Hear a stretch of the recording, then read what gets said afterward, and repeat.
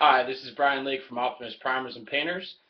Today is going to do a really quick beginner video. Today we're going to cover spackling, but more importantly nail pops in the wall. A lot of people just paint right over the nail pops, when really it is a quick and easy fix. It'll definitely make your walls look better. So as you can see,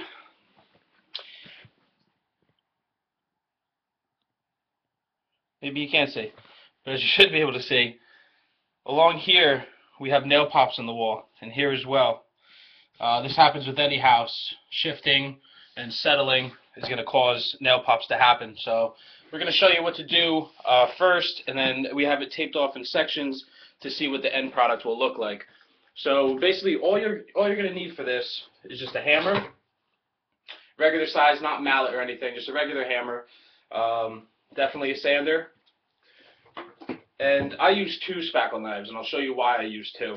And then lastly, unless you want to break out a bigger roller, we just use the same nap on a shed-resistant roller. That'll give it the same look. And by nap, the nap is the different girths of these. So we use the shed-resistant so that nothing remains on the wall once we're done painting. And of course, you're going to need spackle. This is patch and paint spackle, which we bought from Home Depot. It's not the most common or popular product. The most common and popular product is the green or blue joint compound spackle, but I find with nail holes, nail pops, small cracks, things like that, that this works better. It's more of a foam than it is like a spackle, and it scares a lot of people. It's more of a new product, but I'll show you why I like it. And then maybe in the next video I'll cover why we'll use a joint compound for a crease in the wall like this. As you can see, this is where 2 sheetrocks have met up over time through settling and shifting. It has now become very apparent. So we'll cover that in the next video.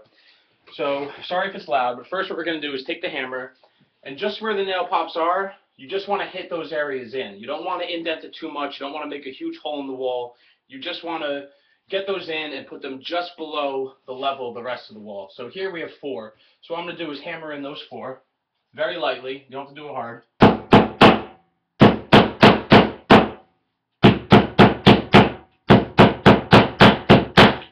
What that's doing is that's just going to push the nail back into the wall where it should be. And now that the house has settled and it has shifted, it really should just keep it from happening again. So as you can see, or hopefully you can see, now there's a little bit of an indent where my thumb goes. It pops in a little bit from the rest of the area around here. So we have 2 here and 2 up here. So now these are indented. So what we're going to do now is take this spackle, and again, this is like foam. It's very light, very easy to work with, and something else that's really good, I mean, you should always have a drop cloth down, but if this hits the carpet or this hits the floor, it's not going to get stuck like other spackle would, because it's a foam. It is really just a foam. You know, it's pretty resistant though, and it's good stuff. So what I'm going to do is I'm just going to mix this. You always want to mix the spackle before you use it. You know, some of it might have dried if you didn't seal it right, and so on. So we take a big scoop of it, and this is why I use 2 blades. I scrape that off onto the second blade, clean this one up as much as I can, and then just take just what I need, just a little bit.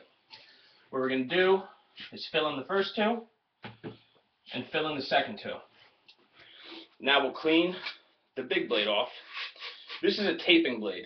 It's really wide, but why I like using this is because now around where those indents are, you have the evenness of the walls.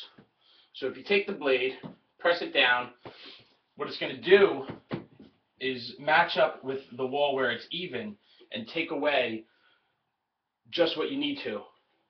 Where you're going to use a small one, it's a little bit tougher. So we'll just take away, and what it's doing is just leaving it filled where it needs to be. A lot of people, when they spackle and then peel away, should have a clean blade again. A lot of people, when they spackle, they think that more is better, and they'll put on a really heavy coat of spackle. But what we do is at least 2 coats of spackle on everything. So you no need to make a really heavy coat. And then again, we'll just take that away. If you notice a little bit where you can add a little more, you know, feel free to put more on while it's still wet. Peel it away, clean the blade, peel it away, clean the blade. So now what we have, and now you'll probably be able to see how it's just round That's just where we hammered in. You don't want to get too crazy. And then there's the lower ones. A little bit worse, a little bit more spackle, but still not that thick. You know, I could wipe that away, and there's just a small line. So what we have here is we jumped up to the next step. So this has already been spackled once, and we let it dry. So what we'll do with this section is sand it. Now the good thing about the foam is that once you peel it away, really there's very, very minimal sanding to do. So just in a circular motion with a fine sander,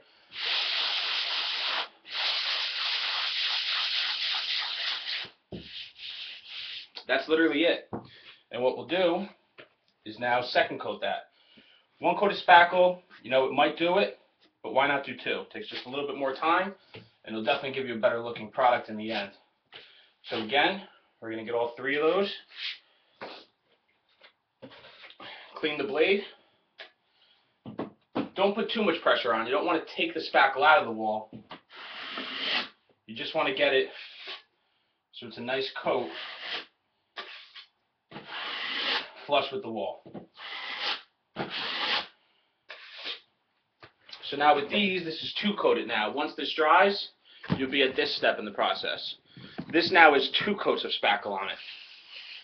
A little bit rough on the second coat. You know, we put a little bit more just to make sure that the walls are good and everything's smooth. That's what we do. Sand that nice. Sand that nice. Then what you always want to do is feel it with your hand. When you feel it with your hand, you can tell if you need more spackle, if what you did was enough. In this case, it is enough. Nice smooth finish. And what I like also about the foam spackles, opposed to the joint compounds with things like this, is that you still keep the texture of the wall. So if you are going to roll or paint on it, you're not going to see huge smooth spots and the rest of it a texture. So then what we would do is this last step here, which has been completed. There were nail pops along this wall, and now you can't tell at all. It already had the 2 coats of spackle, sand it down smooth, and we used the 1/2 inch nap. Usually on walls with eggshell you use about 3/8 inch, but this wall had a 1/2 inch nap. So you take the 1/2 inch nap roller, and literally all you have to do is put some paint on it, just cover the area that you did, and kind of feather it out a little bit more onto the rest of the paint. Paint that's been on the walls for a while might fade a little bit, so you might have a problem there where the paint now looks fresher than it did. Thankfully, these walls weren't painted that long ago, so just by applying the paint onto these areas and kind of, you know, I don't have any paint on this now, obviously, but then just lightly feather it out, and your end result will look like this.